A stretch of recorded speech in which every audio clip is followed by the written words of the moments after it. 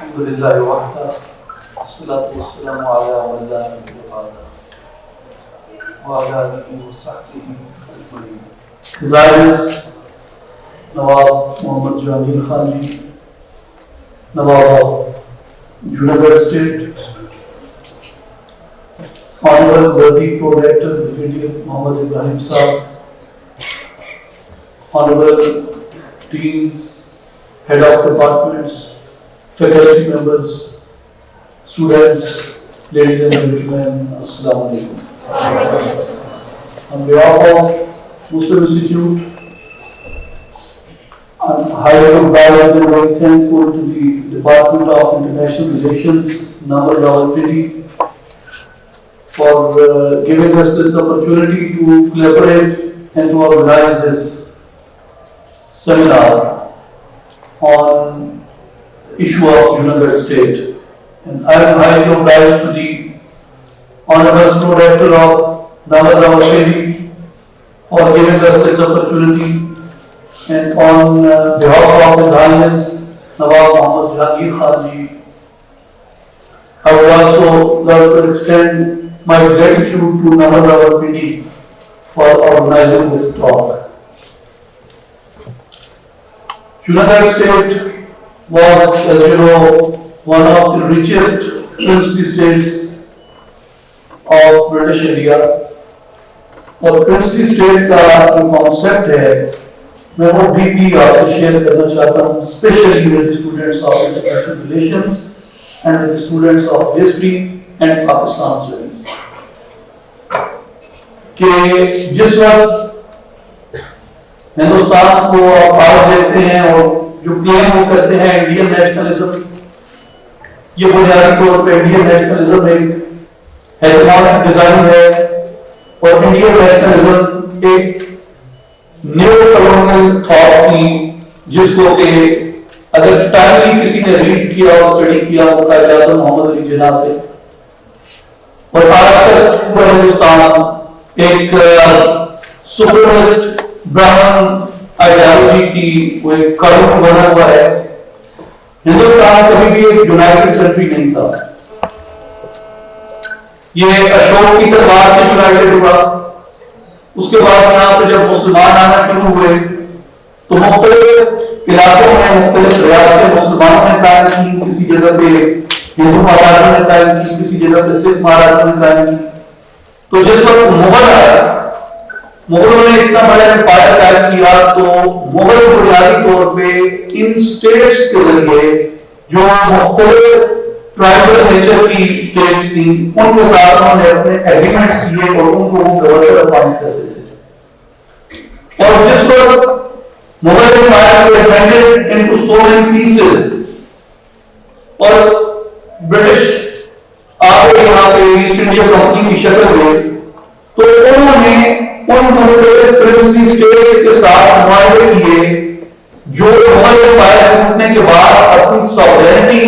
کلیم کرتے تھے اپنے ایریاز کے اندر. اور یہ بہت اہم پوائنٹ ہے کہ ان میں 150 فرسٹ کلاس اسٹیٹس ایسی تھیں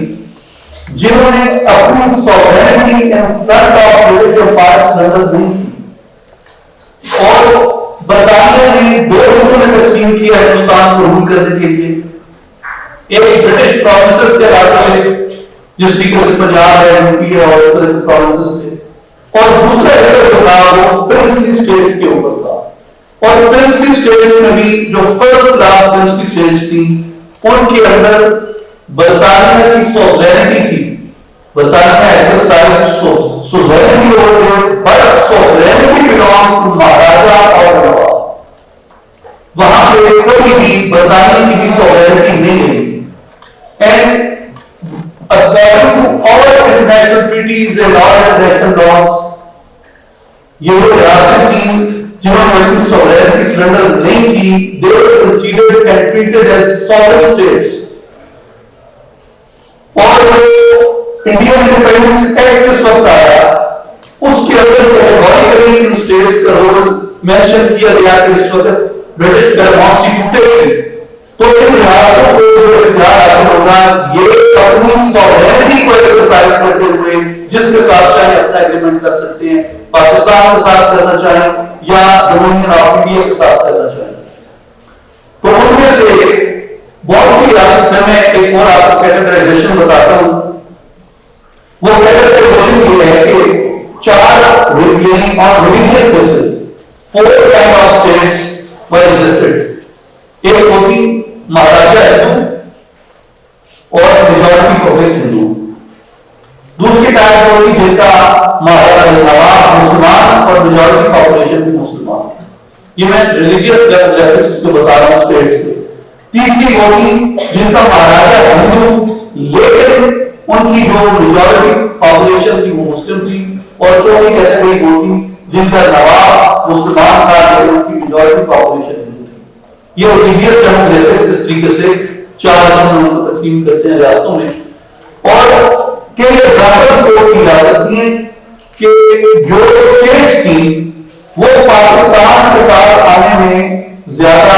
متفق تھی۔ مثال کے طور پہ آپ دیکھتے ہیں کہ نواب جوناگڑھ نے پاکستان سے ایکسیشن کیا، خان صاحب مہاراجا نے پاکستان سے ایکسیشن کیا، امیرا بہادر نے پاکستان سے ایکسیشن کیا، والی سوار نے پاکستان سے ایکسیشن کیا، میر صاحب خیرکوٹ نے پاکستان کے ساتھ ایکسیشن کیا، خانہ کلان نے پاکستان کے ساتھ ایکسیشن کیا، نگر حمزہ کلہ دیر لسبیرا اران مکران، یہ ریاستیں تھیں جنہوں نے پاکستان کے ساتھ ایکسیشن کیا اور انگریز پاکستان میں آ گئی۔ اس کے علاوہ کچھ اسٹیٹس ایسی تھی جس طریقے سے Jodhpur majority population Hindu, maharaja Hindu but wanted to accede to Pakistan, Jaipur maharaja Hindu majority population Hindu but wanted to accede to Pakistan. Why? Because جہاں نیوز ہے کہ Nehru committed towards socialism, and Anand Maharaja was saying that instrument of taxation with India would not be instrument of taxation, it will become instrument of persecution۔ کیوں کہ نہرو جو ہیں وہ اپنی آزادی میں بہت ایکسپیرینس تھے، اور وہ حکومت میں آ گئی سب سے پہلے جس انسٹیٹیوشن کو وہ ختم کریں گے وہ یہ لیگیسیز ہیں جو یہاں پہ ہندوستان کے اندر چل رہی ہے۔ تو اس لیے وہ صرف مسلمان مہاراجا کی بات نہیں تھی کہ وہ پاکستان سے ایکسیڈ تھے، یہ جو ہندو مہاراجا تھے ان کی بھی یہ بات تھی کہ وہ پاکستان کے ساتھ ایکسیڈ تھے۔ اس لیے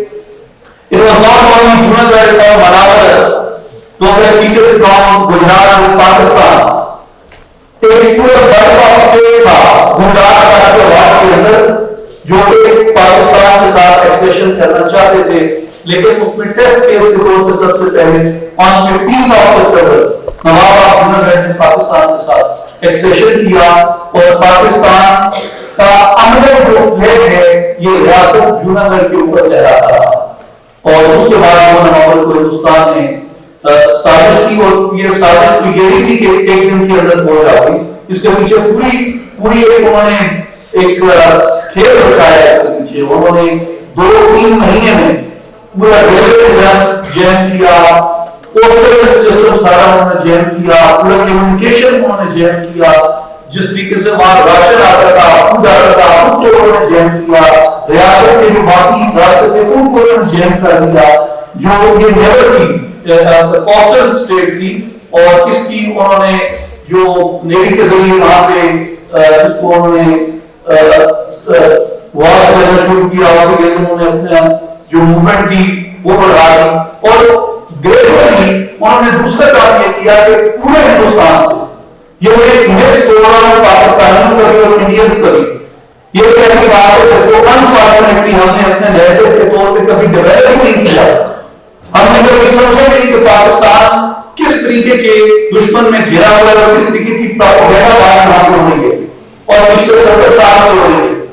ہم ہمیشہ یہ سنتے ہیں کہ it was Pakistan who sent its travelmen to Kashmir, اور انہوں نے جا کے کشمیر کے اندر لڑائی جھگڑا کیا، انہوں نے یہ کیا اور وہ کیا۔ آپ یاد رکھیں کشمیر وار جس کے اندر ٹرائبل مین گئے، it happened in 1948 but what happened in September and November 1947 in Junagadh، پورے ہندوستان سے ہندو ایکسٹریمسٹ، یہ اس طرح کی آپ R S S, Shiv Sena, B J پی، ان کے عہدے دیتے ہیں، یہ پورے ہندوستان سے راج کوٹ کے مقام پہ اکٹھے کیے گئے جوناگڑھ کے قریب. اور شامل گاندھی جو گاندھی فیملی کا قریبی تھا، اس کو اس کا سربراہ کر دیا گیا، اور 15 ہندو بھائی جو تھے یہ ریاست کے اندر داخل ہوئے. تو یاد رکھیں یہ پاکستان نہیں تھا جس نے ٹرائبل مین کو دوسری اسٹیٹ کے اندر بھیجنا شروع کیا، یہ ہندوستان تھا جس نے سب سے پہلے جوناگڑھ کے اندر کو ایکسرسائز کیا، اور پاکستان نے اس کو کشمیر کے اندر ایکسرسائز کیا. تو یہ جو ٹرائبل مین کا بھیجنا تھا ریاستوں کے اندر، اس کا آغاز پاکستان نے نہیں کیا، اس کا آغاز ہندوستان نے کیا. اگر ہندوستان میں اقدام کرتا ہے تو پاکستان بھی کوئی اقدام کرنے کہاں کرتا ہے. اس لیے ہمارے ٹرائبل مین کشمیر کے اندر we follow the precedent which was exercised in Junagadh. جو اس وقت اسٹیٹس ہے جوناگڑھ کی ٹریٹی پاکستان کے ساتھ آج تک انٹیکٹ ہے، اور اس ٹریٹی کے اوپر 2 سگنیچر ہیں. ایک سگنیچر نواب صاحب دعوت خانی کا سگنیچر ہے جو ساورن رولر آف جوناگڑھ کے طور پر انہوں نے کیا، اور دوسرا سگنیچر اس ٹریٹی کے اوپر وہ father of the nation, father of this country Quaid Azam محمد علی جناح ہے. And according to Sardar Rasool Khan, former president of our Kashmir and very seasoned diplomat, he said کہ جس دستاویز پہ بابا امام کے دستخط ہیں وہ ایک مقدس دستاویز ہے،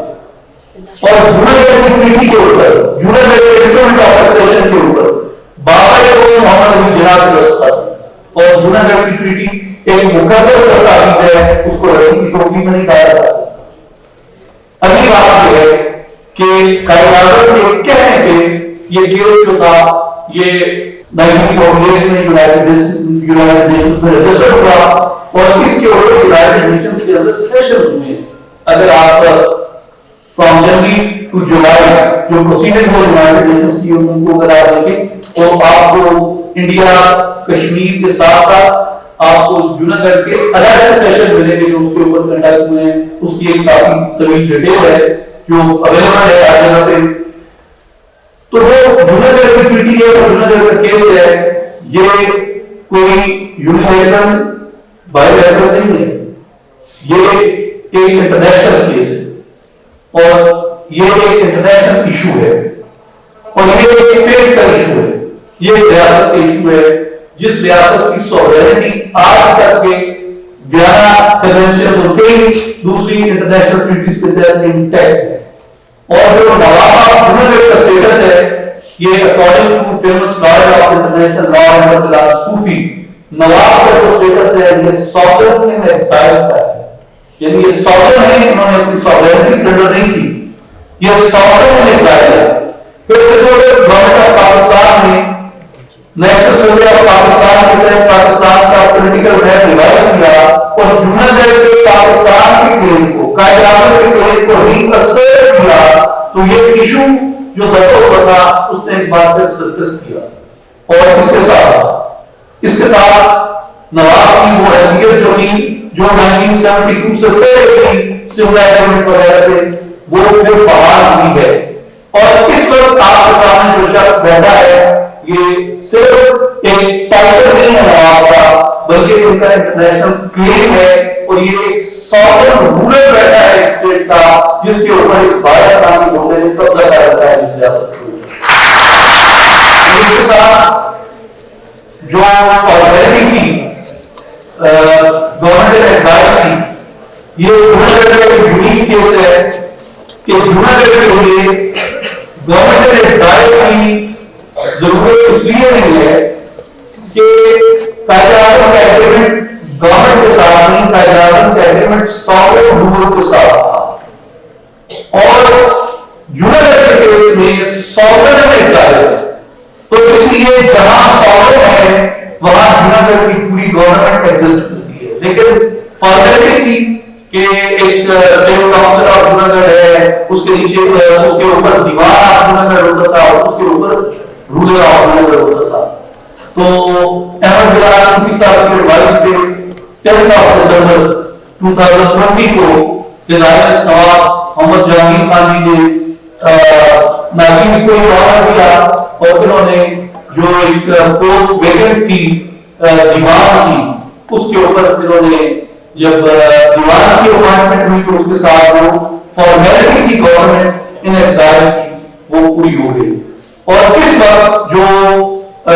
لیگل اس کی صورتحال ہے اس کے مطابق پاکستان کسی بھی فورم کے اوپر چاہے وہ جوناگڑھ کے کیس کو لے کے جا سکتا ہے اور بہت سے ایسے پریسیڈنٹ ہیں. میں شکریہ ادا کرتا ہوں ڈپارٹمنٹ آف انٹرنیشنل ریلیشنز کا کہ انہوں نے خوبصورت سیمینار کا انعقاد کیا. اور سچی بات ہے مجھے نامل سے کئی حوالوں سے بہت محبت ہے اور اس لیے مجھے نامل سے بہت محبت ہے کہ یہ پاکستان کا fastest growing quality education university ہے. مجھے امید ہے کہ یہ جو جوناگڑھ کا ایشو ہے، جوناگڑھ کی بات ہے، اس کو اور بھی آپ فردر اس کو ایکسپلور کریں گے. اور جو اس کے علاوہ بھی پارٹیشن ٹائم پہ پاکستان کے ساتھ کانگریس انگریز گٹھ جوڑ کے ذریعے جو زیادتیاں ہوئی، ہمارے پولیٹیکل سرکمسٹانسز اس طرح کے رہے جن میں ہم ان چیزوں کو بہت زیادہ ٹائم میں بہت زیادہ توجہ نہیں دے سکے. لیکن میری ہمیشہ اپنے ایج فیلوز کو، اپنے بہنوں اور بھائیوں کو ہمیشہ یہ ایڈوائز رہی ہے کہ کوئی چیز کب تک آپ کی ہوتی ہے آپ کو یہ ذہن میں رکھنا چاہیے. میرے لیے وہی ہے کہ کب تک میری ہے، میرا موبائل فون کب تک میرا ہے، میری کار کب تک میری ہے. کوئی بھی چیز کسی آدمی کی جائیداد ہے، پراپرٹی ہے، پلاٹ ہے، کوئی بھی چیز تب تک آپ کی ہوتی ہے جب تک آپ کا کلیم ہے کہ یہ میری ہے.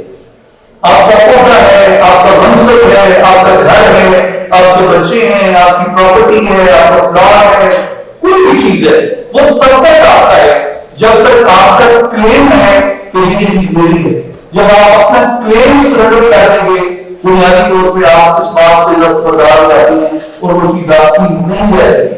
جوناگڑھ کے اوپر، کشمیر کے اوپر، مناظر کے اوپر، سرحد کے اوپر، سیاست کے اوپر سب سے پہلی چیز جو ہمیں اختیار کرنی ہے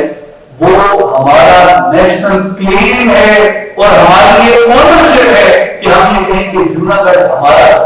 کشمیر ہمارا ہے، مناظر ہمارا ہے، سرحد ہمارا ہے، سیاست ہمارا ہے. اور ہر وہ چیز جس کے اوپر کا کلیم تھا اور جس خاطر پاکستان کی قوم نے، ہماری بہادر افواج نے خون کا ایک قدر بھی بڑھایا ہے وہ ہمارا ہے. جب تک ہمارا یہ کلیم ہے،